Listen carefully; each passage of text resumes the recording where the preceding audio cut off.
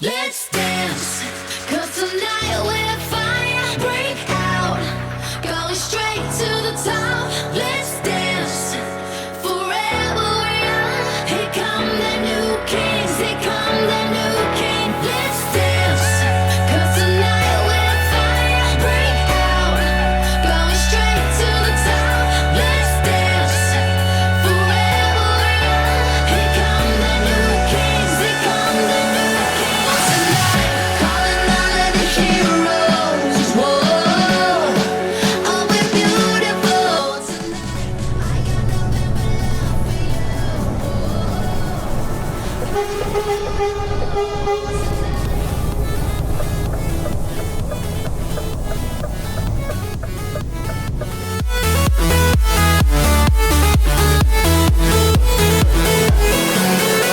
'Cause you're beautiful tonight.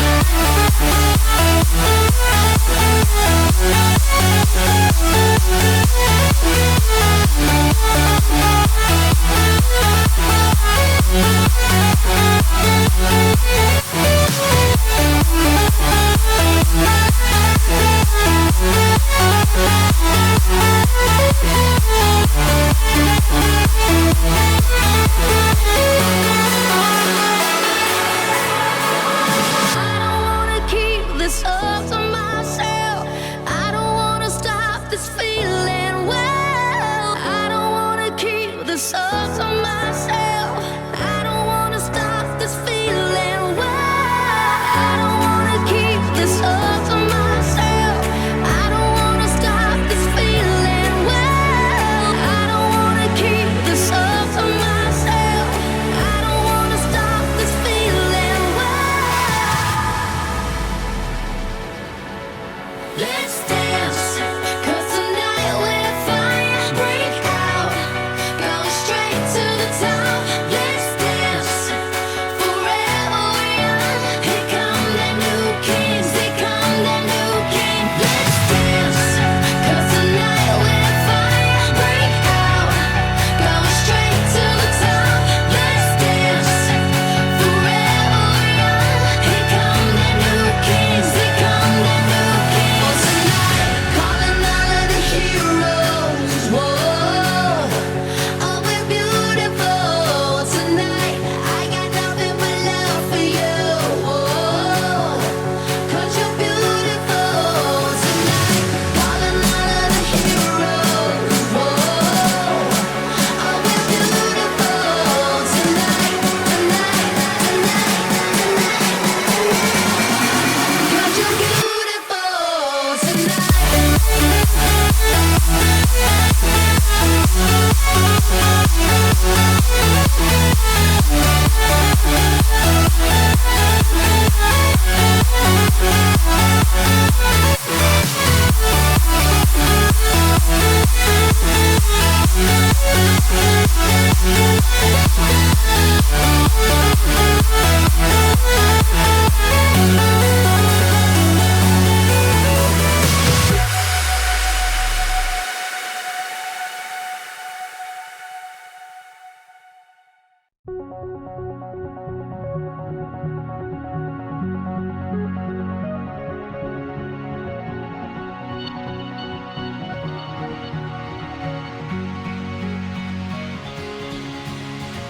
Tell me, can you hear me now?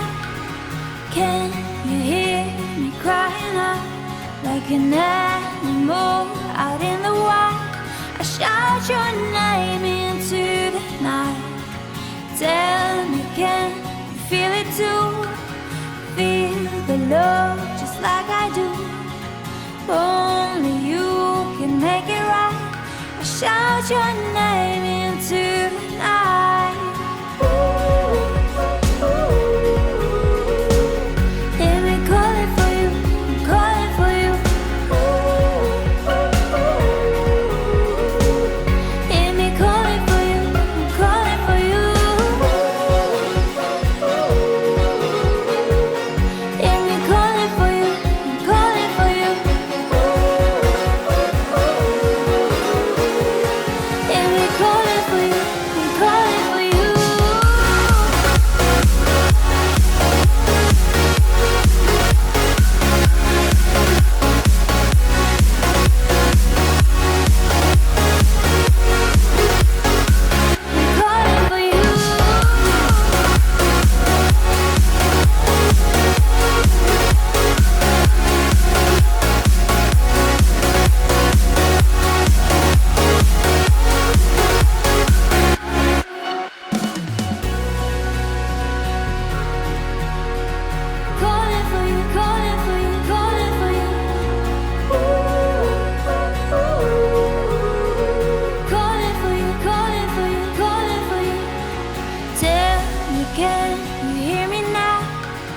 Can you hear me crying out like an animal out in the wild? I shout your name into the night. Tell me, can you feel it too? Feel the love just like I do. Only you can make it right. I shout your name into the night. Hear me calling for you, I'm calling for you. Hear me calling for you, I'm calling for you. Hear me calling for you, I'm calling for you. Hear me calling for you, I'm calling for you.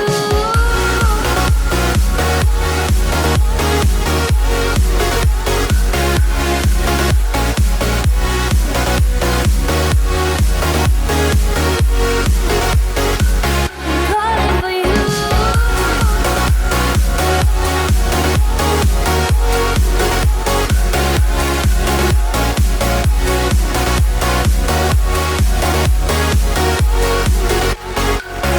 Calling for you.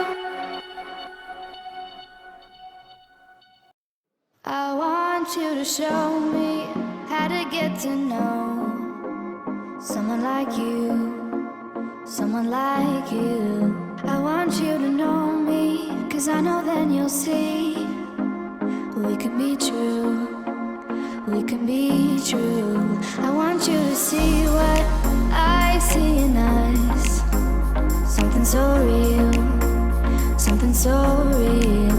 I want you to see that this is a love that we both feel, that we both feel.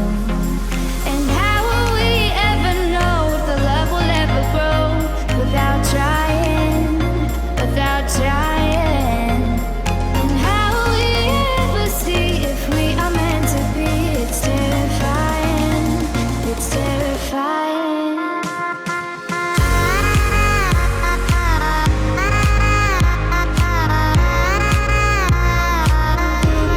That we're meant to be.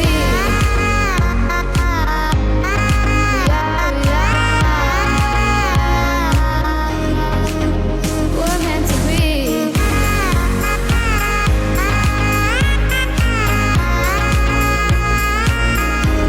That we're meant to be.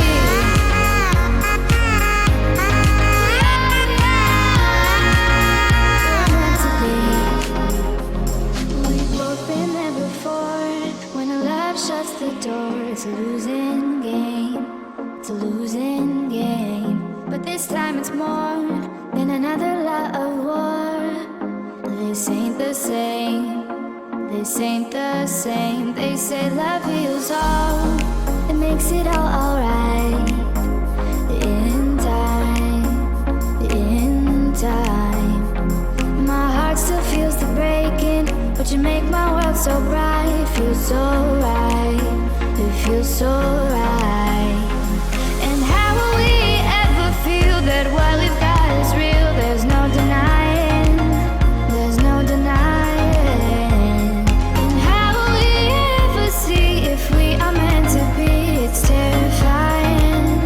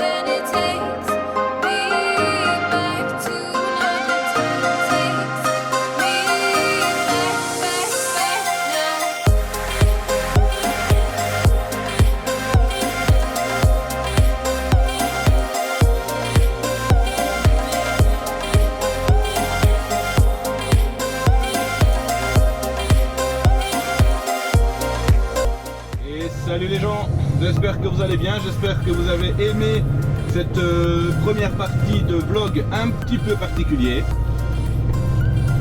Puisque c'est un vlog avec uniquement de la route. Et ici nous sommes en train de monter la citadelle de Namur. Puisque nous allons livrer dans le coin. Donc du coup, je me suis dit, ben, on va en profiter de cette belle citadelle.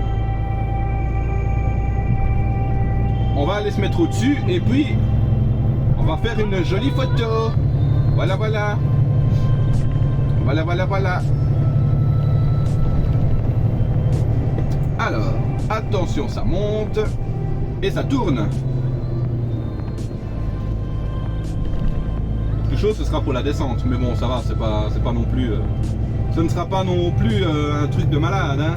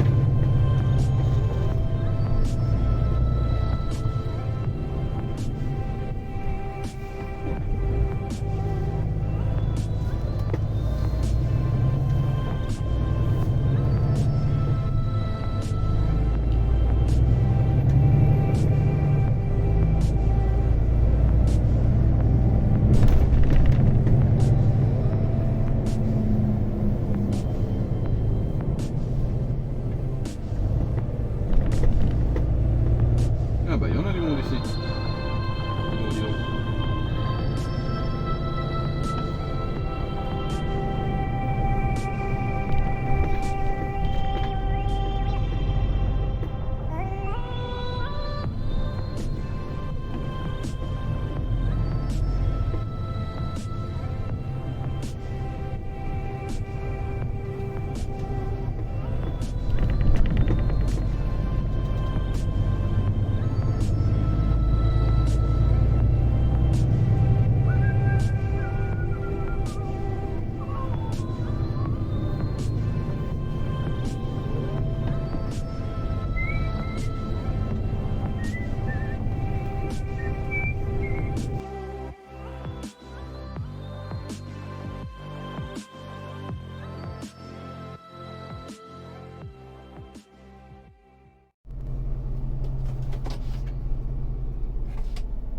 Et on se retrouve les gens.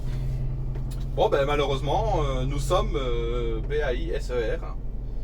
Malheureusement. Parce que comme vous l'avez vu, eh ben, la route elle est bloquée. C'est pas que je veux pas essayer de passer, mais bon la route est bloquée.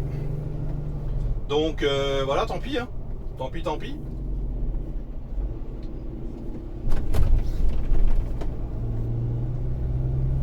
Je n'ai pas le beau plan de vue que j'aurais voulu avoir, mais bon, voilà, c'est la vie, les gens. Hein. Il n'y a personne derrière moi. Alors attendez, que je regarde un truc ici. Si je descends par là, je fais ça, ça. Je vais retomber là. Non, attendez. Yop, yop, yop. Ah ouais, je pars par là. Bon, de toute façon, je suis arrivé ici. D'accord. Hop, hop. Oui, bah ok, bah, je peux suivre le GPS, c'est pareil, c'est bon.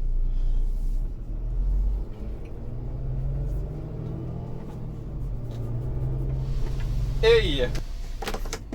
Salut les gens! J'espère que vous allez bien. Alors, petite vidéo particulière aujourd'hui, vous l'aurez vu dans le titre. C'est pas vraiment une critique de film comme on peut en voir sur YouTube de manière générale. C'est juste mon avis en fait à moi sur ce film que j'ai été voir hier au cinéma, bien sûr, qui s'appelle Ice World ou The Ice World, avec Liam Neeson notamment, Laurence Fishburne aussi. Je vous montre tout de suite la petite bande-annonce.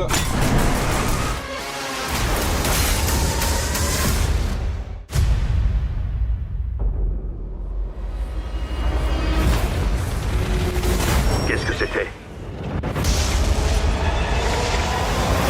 Que tout le monde sorte! On a 26 mineurs coincés sous terre qui vont vite manquer d'air. Il me faut 100 mètres de tuyaux à leur livrer en moins de 30 heures. C'est possible ou pas? En route! Je monte une mission sauvetage. On y va. Si jamais ils parviennent à le faire, on sera mis sur la sellette. On est victime d'un sabotage. C'est devenu personnel. J'ai la rage maintenant. Ça sent pas bon. T'arrêtes pas tant que t'auras pas atteint la mine. On arrive. Accroche-toi. Et voilà. Donc c'est un film qui a l'air vraiment pas mal, hein. Donc comme vous venez de le voir, des mineurs qui sont bloqués dans une mine suite à une explosion de gaz, et une expédition se met en route pour tenter d'aller les sauver dans un laps de temps assez restreint, et en devant passer les routes de glace du nord du Canada à une période où la glace ne tient plus vraiment. Et donc du coup voilà, seulement il va se passer des problèmes. Alors attention, petit spoil, en fait ce qui se passe c'est que c'est la société minière qui gère la mine qui a fait en sorte d'avoir plus de rendement, tout ça, et qui a fait en sorte que les travailleurs, que les mineurs travaillent sans avoir de problème de détection de gaz et tout le tralala. Donc en fait ils ont payé certains mineurs pour débrancher les détecteurs de gaz, et voilà, forcément une catastrophe arrive, il y a des morts, il y a des blessés, il y a des disparus, tout le tralala. Donc voilà, tout simplement. Et dans l'expédition qui se met en route pour aller les sauver, il y a un assureur de la société minière qui embarque avec eux et qui va essayer de tout faire foirer. Tout simplement. Alors moi, ce que je voulais parler par rapport au film, c'est... Parce que du coup, je suis chauffeur poids lourd, on parle de camion, je vais vous dire, c'est un peu logique. C'est un film de 2021. Et malheureusement, toutes les images d'ordinateur, tous les effets spéciaux se voient comme un film des années 2000. C'est triste. Je trouve ça vraiment triste. Voilà, on voit directement quand c'est un camion affiché par image d'ordinateur. Parce que, donc, attention spoil, quand les deux camions se retournent, se couchent sur la glace, ça se voit trop. Et c'est dommage, malheureusement c'est dommage. Alors il y a des incohérences aussi dans ce film. À un moment donné, donc quand les camions sont couchés sur la glace... Attendez, je vais accélérer un petit peu. Ah non, il va se bouger pour que je puisse m'insérer. Merci beaucoup, petit camion. Enfin, un gros camion.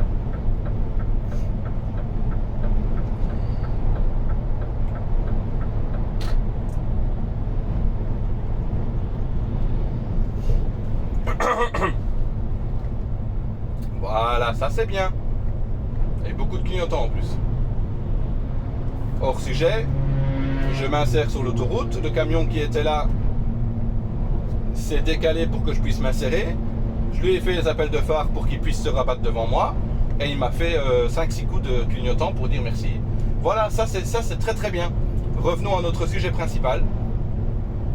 Quand les camions sont couchés sur la glace, ils vont les relever pour pouvoir repartir, mais c'est tellement pas, voilà, c'est pas enfin, je vais pas dire naturel, mais c'est pas ce qui se passerait dans la réalité, parce qu'en fait ils se servent du treuil d'un camion pour relever l'autre camion. Et ensuite, ils se servent du camion qu'ils viennent de relever, de son treuil, pour relever le deuxième. Mais le camion est couché et se relève. Les pneus, le flanc des pneus est sur la glace, il devrait normalement glisser. Non, mais non, là, il y a tout qui tient. Il y a tout qui tient et tout qui se relève, tout doucement, comme ça. Hop, et le camion qui se remet sur ses roues. Et terminé, on peut reprendre la route, au revoir. Les camions n'ont limite même pas de dégâts. Voilà. Ben si, il y a le... Non, mais je crois même pas, parce qu'il y a le camion principal, on va dire. Le carreau est cassé, ils ont mis un carton à la place. Mais c'est plus loin dans le film, je crois. Le carreau ne casse pas quand il tombe sur la glace. Donc voilà quoi. Donc ça, déjà, je trouve que c'est vraiment... voilà, c'est facile, quoi, on va dire. Hein, on va dire ça comme ça. Et alors, une autre incohérence qui me choque beaucoup. Il y a un personnage... En fait, à un moment donné, ils doivent passer un pont qui est limité à 34-35 tonnes. Les camions font 34-35 tonnes. Donc c'est vraiment limite pour le pont. Et le pont s'effondre après. Bien sûr, le pont s'effondre. Et donc, ils arrivent tant bien que mal. Parce qu'en plus de ça, juste pour quitter le pont, c'est une toute petite pente glacée qui glisse un petit peu. Donc, ils se servent des tapis de route pour... des tapis de roulement pour pouvoir passer. Ils font ça in extremis. Ils arrivent à passer le pont s'effondre juste derrière. Et ils sortent du camion, ils vont voir le pont qui vient de s'effondrer. Et le camion qui est, donc c'est une petite pente, une toute petite pente, le camion commence à reculer parce qu'il glisse. Et donc c'est une fille qui dit au mec, vas-y, ferme vite la grille pour que ça fasse un petit blocage quand même, voilà, on va dire ça comme ça. Donc le gars, il ferme vite les grilles du pont et il essaye de mettre le loquet de la grille, sauf qu'il est congelé, il est gelé. Donc du coup, ben, il n'arrive pas à descendre le bazar et le camion recule et vient l'écraser, le compresser contre... on aurait dit que moi aussi j'ai écrasé, tiens. Et vient le compresser contre la grille et malheureusement il manque de respiration, il meurt. Voilà. Donc la fille quand même, pendant que le camion recule et qu'elle voit qu'il est en train de commencer à se faire écraser, elle court dans la cabine pour essayer d'avancer un maximum. Elle donne tous les gaz possibles pour essayer de ravancer le camion. Elle arrive à dégager le camion. Et elle va voir derrière, et là le gars malheureusement il est en train de suffoquer et il meurt. Mais là, comme par magie, le camion il ne bouge plus, le camion il recule plus. Voilà, ça aussi c'est, je trouve ça un peu con quoi, c'est un peu bête quoi. Et alors il y a des scènes de combat dans le film, bon des petits trucs hein. Il y a quelqu'un qui se prend des coups de casque, mais on voit trop que on voit que, enfin moi je l'ai vu, maintenant tout le monde n'est peut-être pas pareil, tout le monde ne voit peut-être pas ce genre de choses, mais moi je l'ai vu, ça m'a dérangé. Les coups de casque, on voit qu'ils sont donnés dans le vide, on voit que c'est faux quoi, l'impression d'avoir un combat de catch truqué, vous voyez. C'est vraiment, voilà, c'est vraiment incroyable. Donc voilà, mais sinon à part ça, bon bah c'est une chouette histoire. Enfin une chouette histoire, bon c'est un peu tragique quand même, mais je veux dire c'est une histoire quand même pas mal. Le film en lui-même est assez bien. On voit des beaux camions américains, des Kenworth. Donc du coup, ça voilà, à ce niveau-là, il n'y a pas de souci. C'est 3 beaux camions que nous voyons dans le film. Il y a aussi autre chose qui me dérange à la fin du film. Parce qu'en fait, donc les mineurs ont été payés pour déconnecter les détecteurs de gaz. En fait, ils expliquent, ils nous ont payé $100 par homme et par mois. Et donc le contremaître qui découvre ça, il dit putain les gars, vous avez fait ça pour $100 en plus sur votre paye. Vous risquez vos vies pour ça. C'est quand même dingue. Et donc les mineurs à la fin du film, attention gros spoil, tout le monde survit, il n'y a pas de mort, sauf la dizaine de mineurs qui est décédé pendant l'explosion. Mais ceux qui se sont retrouvés bloqués dans la mine, ceux-là sont tous vivants. Les 26. Ils sont tous vivants. Et comment? Ouais, mais il n'y a pas de collision. Hein. Oh là là là là, ça passe à côté, regarde. Voilà. Et à la fin, ils sortent de... Et alors, oui, non, attendez, parce que le pire, c'est que ce sont les gérants de la mine qui ont fait ça. C'est surtout, on va dire, je pense que le gars en question qui fait ça, je pense que c'est le deuxième chef, le sous-chef, on va dire, voilà, le bras droit du chef principal. du patron, je pense que ça doit être ça. C'est lui qui a fait ça. Même une scène dans le film, il raconte, bon ben voilà, parce que c'est lui qui a envoyé l'espèce d'assureur qui va essayer de faire foirer l'expédition de sauvetage. Il dit voilà, les 3 camions ont eu de tragiques accidents lors de la traversée de glace. Nous allons procéder au rituel des familles pour leurs funérailles, pour les funérailles de leurs décédés. Nous allons participer à quelques réunions de sécurité pour le travail, patati patata. Et ensuite, en gros, ben, on reprendra notre travail et on reprendra nos investissements et nos bénéfices. Hein, voilà. En gros, c'est ça, quoi. Donc, mais c'est vraiment noir comment il parle. Enfin, voilà, quoi. C'est chaud, quoi. Ça gratouille. Donc voilà les gens, en gros. Et à la fin du film, à la fin, donc il y a 3 camions qui partent en expédition. Et il y en a un seul qui arrive à destination, parce qu'il y en a un qui a coulé dans la glace. Et l'autre, il a pété. Hop là. Et, ben quoi, qu'est-ce qu'il y a? Avec la meuf en Honda qui se gare n'importe comment pour me laisser passer. Je suis obligé de monter sur le trottoir, moi. Hein. Là, je suis à Courcelles dans mon gros dépôt. Et à la fin du film, enfin, dans mon gros dépôt, on se comprend. Hein. Dans le gros dépôt où on vient toujours à Courcelles. À la fin du film, le camion arrive. Et Liam Neeson, le gars qui décède contre la grille écrasée, c'est son frère dans le film. Et donc, du coup, les mineurs sortent. Et là, ils essayent de voir directement un responsable qui n'est pas impliqué et ils leur révèlent la supercherie. Donc du coup, ben, on comprend que le mec va être poursuivi, qu'il va aller en prison, nanana, bon ça voilà. Enfin les deux parce qu'ils sont 2. Et Liam Neeson arrive près du gars, il se rend compte que c'est lui du coup qui est responsable de la mort de son frère parce que c'est à cause de lui que l'expédition a dû être organisée et tout ça. Et il lui fout une pêche dans la tronche, le mec s'effondre, et voilà. Et ensuite, clap de fin, générique, voilà. Et ensuite, seulement à la fin du film, on voit Liam Neeson, tout seul, qui a acheté un camion, parce que c'était leur projet avec son frère. Il a acheté un camion, et maintenant, ben, du coup, ils sont amis avec l'équipe d'expédition, ou en tout cas ce qu'il en reste. Et puis voilà, quoi. Donc voilà, genre en gros, le film est bien, mais ça m'a un petit peu dérangé, le fait qu'on voit les images d'ordinateur comme le nez au milieu de la figure, les petites incohérences qu'il y a avec les camions, tout ça, avec les accidents, donc ben voilà, malheureusement, bon après on ne sait pas les comptes, mais bon, en 2021 c'est vraiment triste. C'est vraiment triste les gens. Donc voilà, je voulais faire une petite vidéo là-dessus, je vous ai montré la bande-annonce. À vous de voir si vous voulez aller voir ce film ou pas. Et puis voilà, tout simplement. Je vous dis à la prochaine. Et puis voilà, moi c'est ma dernière semaine ici où je travaille. Je travaille aujourd'hui mardi et mercredi. Donc je ferai pas de vidéo spécialement. Et ensuite, ben, on se retrouvera pour la suite de mes aventures. Ciao!